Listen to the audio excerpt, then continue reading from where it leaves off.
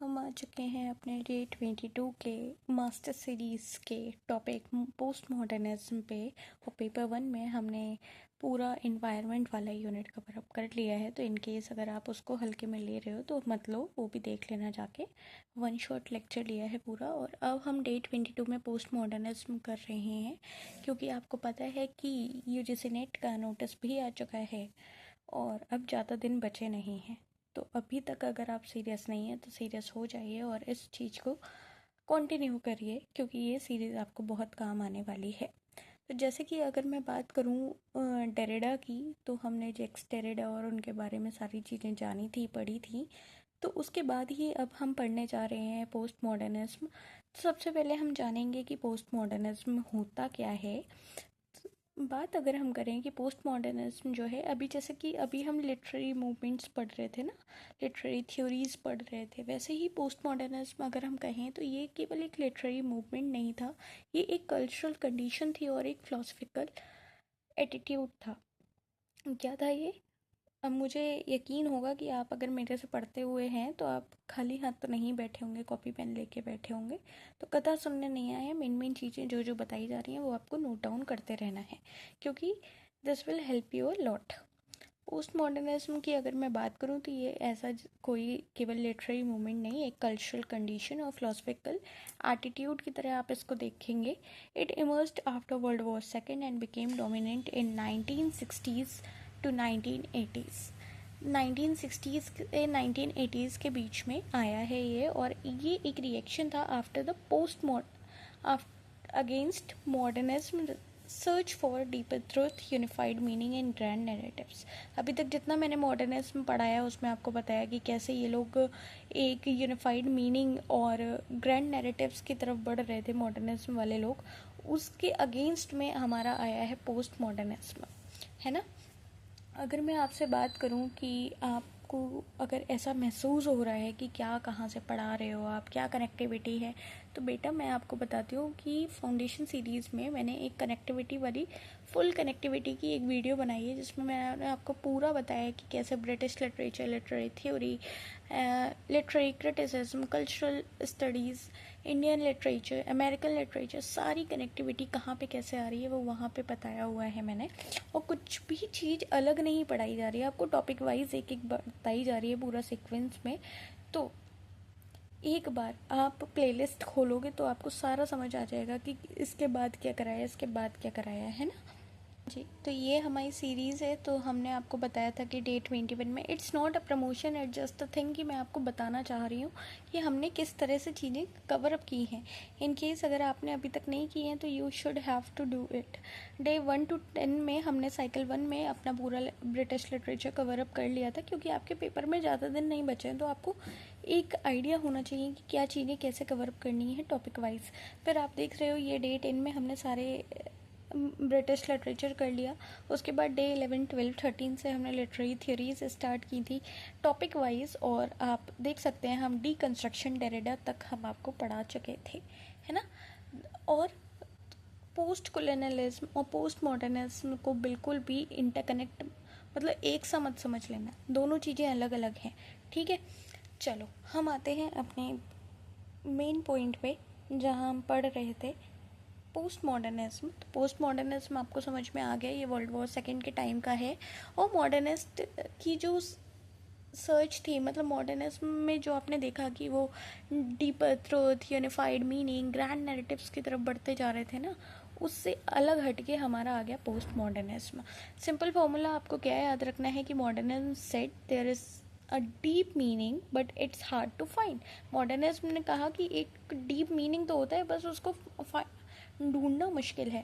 But post modernism ने कहा कि there is no stable meaning and that's fine. ज़रूरी नहीं है हर बात की बाल की खाल निकालो, जो है जैसा है ठीक है ना। मॉडर्निज्म में आपको देखने को मिले 1890 से 1940 तक fragmented form but serious search for truth, Iliad, Joyce, Woolf, Virginia Woolf, ये सारे हमने पढ़े थे, ये हम कवर अप कर चुके हैं, है ना।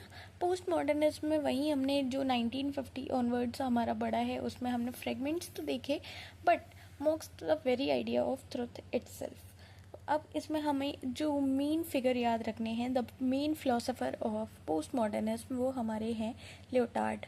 लियोटार्ड सबसे ज़्यादा इम्पॉर्टेंट थिंकर हैं जो सबसे ज़्यादा पूछे जाते हैं, और इनका जो वर्क है द पोस्ट मॉडर्न कंडीशन 1979 का, इसमें सबसे ज़्यादा मेन डेफिनेशन जो आपको याद रखनी है वो याद रखनी है incredulity towards meta narratives.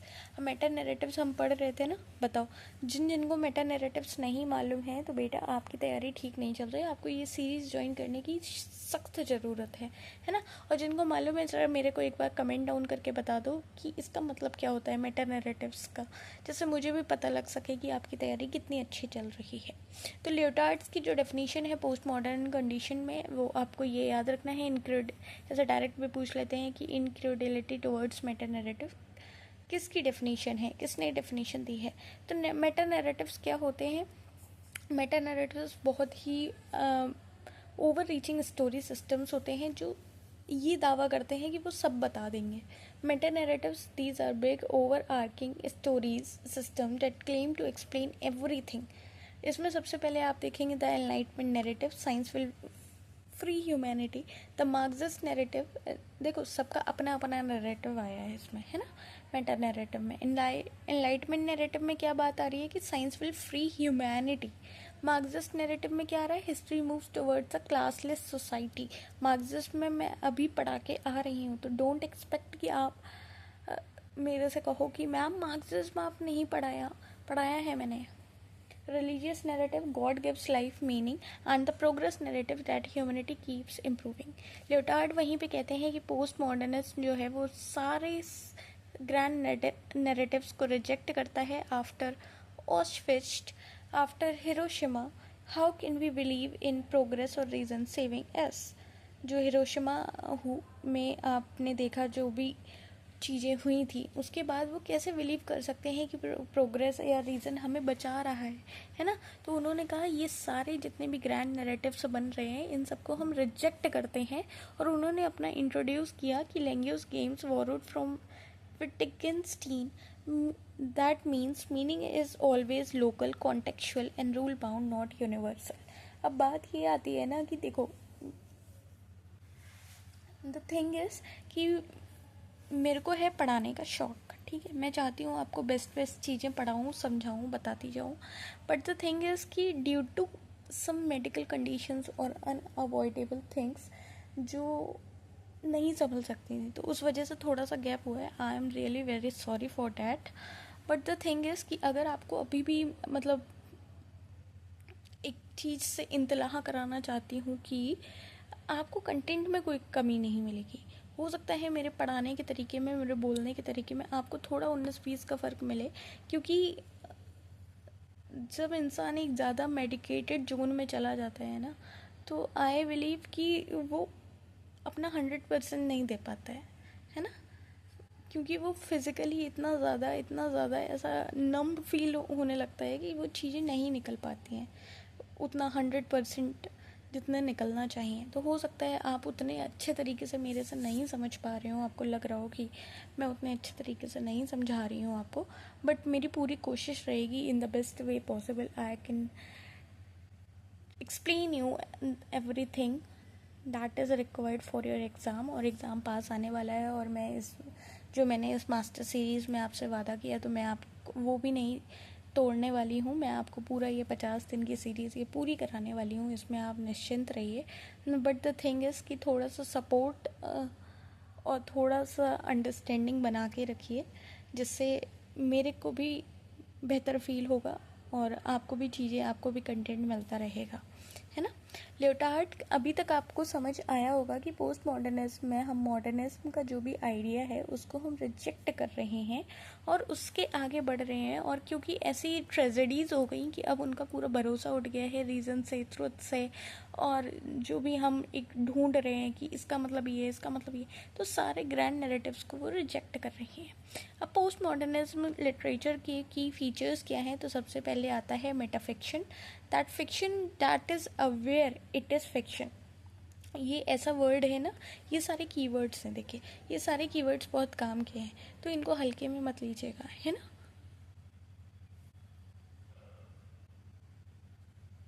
Meta fiction की अगर मैं बात करूँ तो ऐसा फिक्शन जो अपने आप में अवेयर है कि फिक्शन है, मतलब टेक्स्ट स्पीक्स अबाउट इटसेल्फ।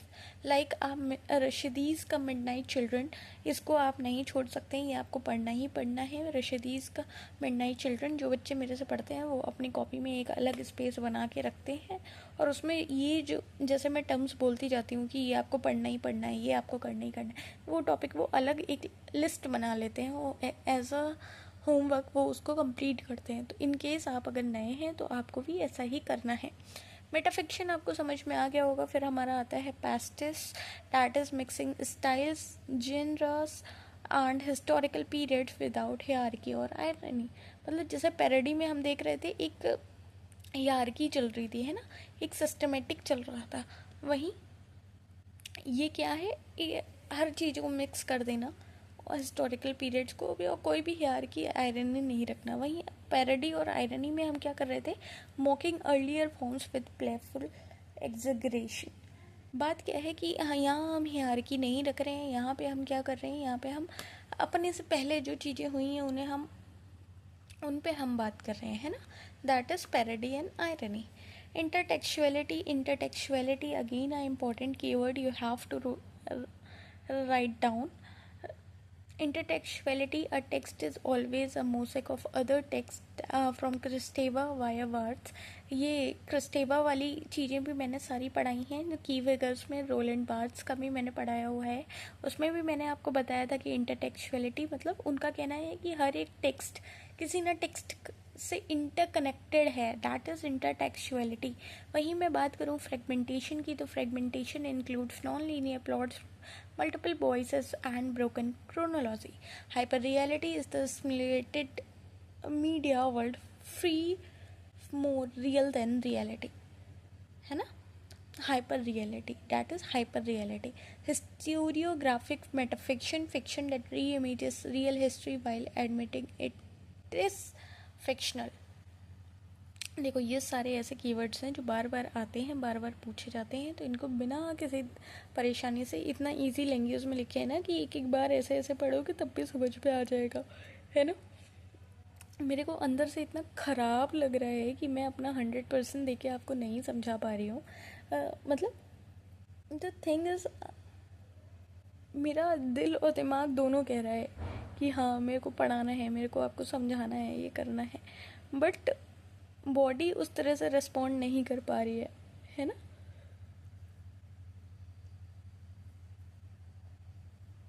वरना आपने अभी तक के लेक्चर्स में एक बार भी नहीं देखा होगा कि मैं इतना पॉज ले लेके पढ़ा रही हूँ, है ना। बट कोई नहीं, आई होप कि मैं जल्दी ठीक हो जाऊँगी। आप भी दुआएं करें कि मैं जल्दी ठीक हो गया आपके लिए और इंटरेस्टिंग सेशंस लेके आऊँ जिसमें आपकी सारी समस्याएं परेशानी बहुत कम देर में निपटा सकूं, है ना।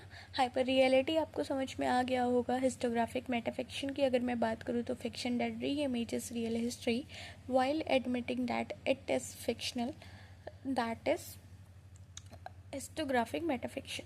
मेटाफिक्शन आपको मालूम है, हिस्टोग्राफिक की बात आ रही है तो आप ये समझ लीजिए कि वो रियल हिस्ट्री को री इमेज कर रहा है as a fiction. Double coding works on two levels, popular mass and elite intellectual simultaneously. अब पैस्टिस को पैरोडी से नहीं मिलाना है, ये वाला एक ट्रैप आपको याद रखना है। आपको दोनों का अंतर मैंने बताया, एक में हियरकी है, एक में नहीं है। Parody mocks with intent, pastiche imitates without mockery, it is a neutral blank imitation. Okay, अब जीन बॉडलार्ड की अगर मैं बात करूँ, जिनके दो कॉन्सेप्ट आपको याद रखने हैं, सिमिलैरिका एंड हाइपर रियलिटी, तो ये डायरेक्ट ऐसे आपको मैच द कॉलम में भी पूछ लिया जाता है कि ये कौन किससे रिलेटेड है ना। तो ऐसे करके याद रखना।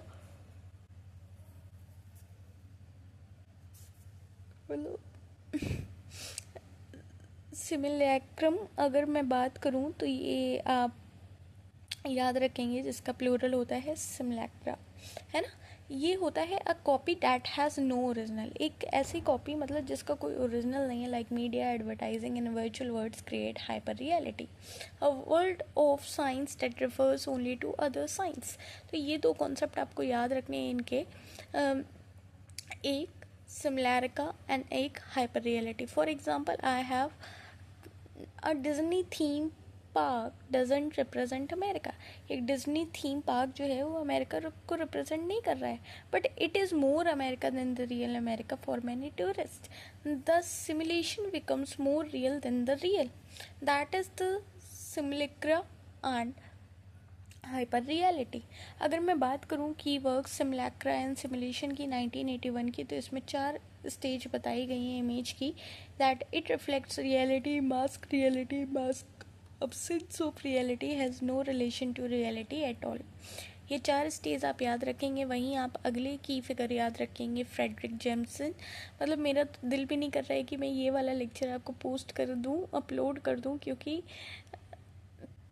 मेरे को भी मालूम है कि इसमें कितनी खामियाँ इन द सेंस कंटेंट में नहीं है, मेरे समझाने में नहीं है, बट वो बीच बीच में जो एक रिदम नहीं बन पा रही है ना, एक जो दिल से मेरा 100% नहीं जा पा रहा है. That's the thing.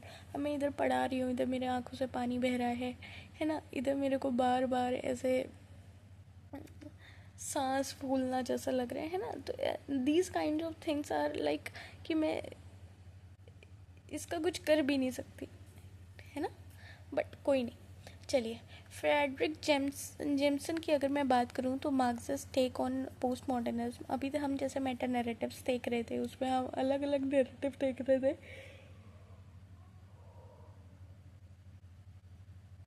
एक अपने मार्क्सिज्म का नैरेटिव भी देखा था. वैसे ही फ्रेडरिक जेम्सन आपको देखने को मिलते हैं जो पोस्ट मॉडर्निज्म पे अपनी बात रखते हैं from the perspective of Marxism. Jameson sees postmodernism as the cultural logic of late capitalism. Capitalism की बात हमारी मार्क्सिज्म में हो रही थी ना, वैसे ही इसमें हम देख रहे हैं कि ये पोस्ट मॉडर्निज्म को एक cultural logic of late capitalism की तरह रख रहे हैं. ये एक्सेप्ट कर रहे हैं post modernism as a fact, but critics it from a Marxist lens. Post modernism को ये कमोडिफिकेशन ऑफ कल्चर तो बोल दे रहे हैं. Past is that is lost of historical consciousness, historical amnesia भी याद रखेंगे आप, है ना. इनकी कीवर्ड याद रखेंगे, post modernism or the cultural logic of late capitalism. Jameson most quoted idea जो पूछा जाता है वो हमारा है, post modernism suffers from waning और of affect, that is loss of deep emotional response. Metafiction एक बार हम और डिटेल में समझ लेते हैं. अगर आपको नहीं समझ आया हो तो आपके लिए और बेहतर रहेगा. मेटाफिक्शन क्या है? Fiction about fiction. कोई बहुत बड़ी ऐसे टॉप चीज़ नहीं है, आप इतना समझेंगे. Metafiction is the fiction about fiction. The text breaks the fourth wall and comments on its own nature as a constructed narrative. मतलब किसी फिक्शन को आपको पढ़ते पढ़ते पता लग जाए कि अरे ये फिक्शन है ना. That is metafiction. Types of metafiction जो आपको देखने को मिल रहे हैं वो आपको मिल रहे हैं सेल्फ रिफ्लेक्सिव नरेशन, मिस इन एविम, हिस्टोग्राफिक मेटाफिक्शन. सेल्फ रिफ्लेक्सिव नरेशन में क्या है? नरेटर एडमिट कर लेता है कि स्टोरीज मेडअप बनाई गई है, वो फिक्शन है, जैसे डियर रीडर करके. मिस इन मतलब story within a story that mirrors the main story. Historiographic metafiction by Linda Hutcheon जो मैंने पढ़ाया भी है, that is fictional rewriting of real historical events. इसमें आपको की एग्जांपल याद रखने हैं सलमान रुश्दी का मिडनाइट चिल्ड्रन, जिसमें आपको मैंने बोला है कि आपको पढ़ना ही पढ़ना है. जॉन फॉल्स का the French lieutenant women, Flann O'Brien and swim two words. Talking about Linda Hutcheon, post modernism and historiographic metafiction. Linda Hudson, a poetics of postmodernism, 1988, coined historiographic metafiction. These are the keywords you have to remember. These are the important keywords, and that means novels that are intensely self-conscious about their form and rewrite history. So basically, what is historiographic metafiction? It is the novels that are intensely self-conscious about their form and rewrite history. That is historiographic metafiction. ऐसे metafiction जो self conscious होंगे अपनी form को लेके और कहीं ना कहीं हिस्ट्री को रीराइट कर रहे होंगे. That is historiographic metafiction. History is not objective, it is a narrative, a construction, and These novels say, we know history is just stories, so let's rewrite them. This is the quote you have to remember because this is the important quote and it is frequently asked by users in it. So you have to write down in the quoted section. And the most famous example you have to remember is Midnight Children, the name of the rose. Okay, so I hope कि आपको हिस्टोग्राफिक metafiction, hyper reality, ये सारे words आपको समझ आ गए होंगे. अब आपको टॉप फैक्ट्स जो कुछ ऐसे हैं जो आपको याद ही रखने हैं, हाई यील्ड पॉइंट्स हैं, दैट इंक्लूड लियोटार्ड का द पोस्ट मॉडर्न कंडीशन, जिसमें आपको याद रखना है इंक्लूडिलिटी टुवर्ड्स मेटा नैरेटिव्स, वॉडलरार्ड का सिमिलैरिका एंड सिमुलेशन, जिसमें आपको 4 स्टेज ऑफ इमेज देखने को मिली हैं, जेमिसन का एक Marxism approach that says cultural logic of late capitalism, और पैरेडी पेस्टिस में तो आपको याद रखना ही है. लिंडा हर्शन का अ पोएटिक्स ऑफ पोस्ट मॉडर्निज्म, जिसमें आपको हिस्टोग्राफिक मेटाफिक्शन देखने को मिल रहा है. ऐसे करके ये सारे मेन पॉइंट्स हैं जो आपको याद रखने ही रखने हैं एट एनी कॉस्ट. अगर मैं बात करूँ आपको टेबल से समझाने की, जो मैं आपको हमेशा देती हूँ, जो आपके बहुत काम आती हैं, कि this is the table you have to remember. चाहे इसको अपनी कॉपी में बना के आप अपने टेबल पे लगा लिया करो, कैसे भी कर लिया करो. ये सारे टेबल्स बहुत इंपॉर्टेंट है. आपको सारी चीज़ें एक जगह मिल रही हैं. लाइक आपको लियोटार्ड, उनका कीवर्क, उनका ईयर, उनका कोर कॉन्सेप्ट आपको सबका देखने को मिल रहा है जितनों को मैंने पढ़ाया है ना. तो these are the things you have to remember. वहीं मैं बात करूं जो सबसे ज़्यादा एक कंपैरिजन पूछ लिया जाता है पोस्ट मॉडर्निज्म और मॉडर्निज्म में, तो ये वैसे तो मैंने मॉडर्निज्म वाले लेक्चर में भी आपको बताया था, but again I am here to tell you that in modernism and post modernism what are the differences in the aspect of attitude to truth. Modernism is more inclined to truth exist but it is fragmented. इनका कहना था कि truth exist तो कर रहा है but fragmented है, but इनका कहना है कि कोई भी absolute truth exist नहीं करता है. ये एक्सपेरिमेंट करते थे with form to find meaning, but ये play with form for its own sake. History की अगर मैं बात करूँ, आपको यहाँ हिस्टोरिकल पेस्टिस देखने को मिल रहा है ऑन द सरफेस लेवल, वहीं यहाँ पे आपको हिस्टोरिकल कॉन्शियसनेस देखने को मिल रही है at a deeper level, depth में. ऑथर का रोल यहाँ पे एज अ जीनियस आर्टिस्ट रह रहा है, बट पोस्ट मॉडर्निज्म में ऑथर डेड माना गया है. रोलैंड बार्थ्स का आपको मालूम है, dead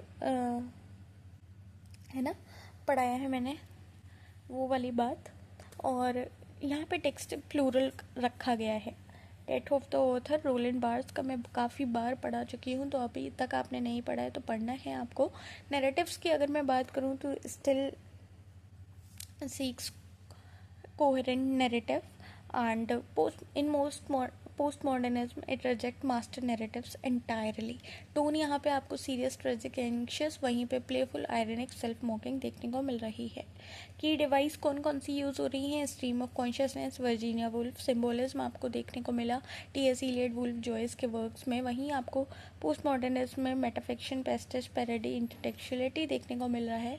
Rashidi, pension, D Leo of house देखने को मेन की एग्जाम्पल्स की फिगर्स दिखे हैं. मेटाफिक्शन और ये सारे जितने भी टर्म्स हैं जो मैंने आपको अभी पढ़ाए हैं, ये आपको याद रखने हैं कौन सा टर्म किससे एसोसिएटेड है. Again a important table for you have to remember, you have to make it in your copy or take a screenshot and make it later, but it will help you in the ways you don't expect. ठीक है, अभी आप जब भी वाइक use करेंगे तब आपको देखने को मिलेगा कि इसका कितना बड़ा रोल है. ठीक है, अगली बात मैं करूँ कि अभी तक मैं जो भी पढ़ा रही थी, आपको जो लग रहा हो कि क्या पढ़ा दिया, मैंने बस इतना पढ़ाया है कि वर्ल्ड वॉर सेकेंड की जो भी क्राइसिस आई थी उसके बाद हमारा डेथ ऑफ ग्रैंड नैरेटिव्स आ गया था, जो बात हमारी लियोटार्ड ने रखी थी. फिर हमारे language games, local meaning start होते होते प्लेयरिटी और प्ले स्टार्ट हो गई कि कोई भी फिक्स ट्रुथ नहीं है. वहीं से हमारा पोस्ट मॉडर्न लिटरेचर बनता है, इसमें मेटाफिक्शन, हाइपर रियलिटी, सिमिलैरिका, ये सारी चीज़ें आपको देखने को मिलती हैं. इनके 4 स्टेज ऑफ इमेज जो मैंने बताया था कि image reflects a basic reality, that is realism. Image mask and perverts reality that is ideology, and image masks the absence of reality that is simulation, and image is pure simulacrum, no relation to reality that is hyper reality. ये 4 stage आपको याद रखनी है, realism, ideology, simulation and hyper reality. अगर मैं अगली बात करूँ कि पोस्ट मॉडर्निज्म एक चुटकी में आपको दिखा दिया जाए, एक जगह दिखा दिया जाए, तो this is the thing you have to remember. आपको इसमें फिलोसफी, लिटरेरी डिवाइस, की क्रिटिक्स, की टेक्स्ट और वर्सेस मॉडर्निज्म सारी चीज़ें दे दी गई हैं. आपको ये याद रखना है, ठीक है. अगली, अब आप कहेंगे मैम आप इतना लेक्चर छोटा क्यों रख रहे हो, आप सब हम पे क्यों दे दे रहे हो कि आपको बताना है, आपको देखना है. द थिंग इज़ कि आप मेरी हालत देख रहे हो, मैं आपको कैसे पढ़ा रही हूँ, but I want to teach, I want to provide you the best content possible from my side, है ना. तो जितना मैं समझाने का था उतना मैंने समझा दिया. अब जितना मेरे को ऐसा लग रहा है कि आप पढ़ के समझ लोगे, that's not a big deal. तो वो मैं आपसे कह दे रही हूँ कि these are the thing you have to do, you have to study, और आप इतना कर लोगे, मुझे मालूम है, क्योंकि सीरियस बच्चों को लेट इट बी. चलो, ये कुछ क्वेश्चंस है. जैसे कि आपको हमेशा की तरह मालूम है कि मैं पूरा लेक्चर पढ़ाती हूँ, उसके बाद आपको PYQs देती हूँ प्रैक्टिस करने के लिए. तो these are the question you have to answer. आपको इसके आंसर कमेंट डाउन करने हैं. लाइक आप ऐसा कर सकते हैं 1 का ABCD को, जो भी आंसर आपको लग रहा है. देखिए, ये डायरेक्टली पूछ लिया है, इनक्रेडिबिलिटी टुवर्ड्स मेटा नैरेटिव, तो आपको इसमें आंसर देना है ना. Fredric Jameson cultural logic of क्या बताया है, ये आपको बताना है ना. तो इसके आंसर आपको कमेंट डाउन करने हैं. 1 2 3 4 5 6 7. देखो, ऐसे पूछ लिया जाता है. 8. ये पढ़ लेना अगर अभी तक नहीं पढ़ा है. 9 एंड 10. ठीक है. दीज आर द 10 क्वेश्चंस जो आपको आंसर करने हैं, कमेंट डाउन करने हैं. और डोंट जज लाइक कि मैं आपको ऐसा ही पढ़ाती हूँ, क्योंकि मुझे ज़्यादा एक्सप्लेनेशन देने की ज़रूरत है नहीं. आप जानते हैं कि मैं कैसा पढ़ाती हूँ. आप और वीडियोस देखेंगे और चीज़ें जानेंगे तो आपको समझ आ जाएगा. मैंने बड़ी से बड़ी यूनिट भी आपको कैसे लिमिटेड टाइम में कवर कराई हैं. So that's the main point. और आपको पोस्ट मॉडर्निज्म में जितने कीवर्ड्स जानने की ज़रूरत है, जितने की फिगर्स जानने की ज़रूरत है, उतने मैंने आपको सारे करा दिए हैं इस लेक्चर में. तो इन केस आपको लग रहा है कि आपने कम पढ़ा है, आपको लग रहा है कि आपको और पढ़ना है, तो आप इन की फिगर्स के वर्क्स को डिटेल में पढ़ सकते हो, उनके बारे में डिटेल में पढ़ सकते हो. वरना जो भी हमारी UGC नेट के ट्रेंड्स चल रही हैं, चीज़ें चल रही हैं, उनके हिसाब से जितना इम्पोर्टेंट चीज़ें हैं वो मैंने आपको सारी करा दी हैं. So it's all depends on you कि आप कितना डेप्थ में करना चाह रहे हो, क्योंकि एग्ज़ाम में टाइम ज़्यादा बचा नहीं है. तो मुझे लगता है आप इम्पॉर्टेंट चीज़ें ही कवर अप करना चाहोगे, है ना. So that's the point. मिलते हैं आपसे एक नए लेक्चर में, एक नई शुरुआत के साथ. और पेपर 1 भी जैसे हम आपको 50 डे मास्टर सीरीज़ में पूरा करवा रहे हैं, तो बिना किसी देरी के आप वो भी स्टार्ट कर सकते हैं. उसमें 6 to 7 यूनिट्स हम कंप्लीट कर चुके हैं. अब बस रिवीजन शुरू होने वाला है. DI का मैं आपको लेक्चर कल कराऊंगी, तो मेक श्योर कि आप उसकी प्रैक्टिस शीट लगाएं. अभी तक टेलीग्राम ग्रुप ज्वाइन नहीं किया है तो कर लेना, क्योंकि उसमें हम आपको प्रैक्टिस शीट्स देते हैं और भी देते रहेंगे. Okay, so that's all for today. और आई होप कि आप हमारी साइड से जो भी थोड़ी सी दिक्कतें हो रही हैं उनको समझ रहे होंगे. आप थोड़ा कोऑपरेट करेंगे, सपोर्ट दिखाएंगे, और हम भी कोशिश करेंगे कि हम जल्द से जल्द ठीक हो जाएं, हमारा जितना भी मेडिकेशन है सब कुछ ख़त्म हो जाए, है ना. और मिलते हैं एक नई क्लास में, एक नई शुरुआत के साथ, एक नए लेक्चर के साथ, एक नए अंदाज के साथ. जब तक पढ़ते रहिए, समझते रहिए, और अपनी परेशानी, दिक्कत, समस्या बताते रहिए, कमेंट डाउन करते रहिए. Okay, see you in the next class.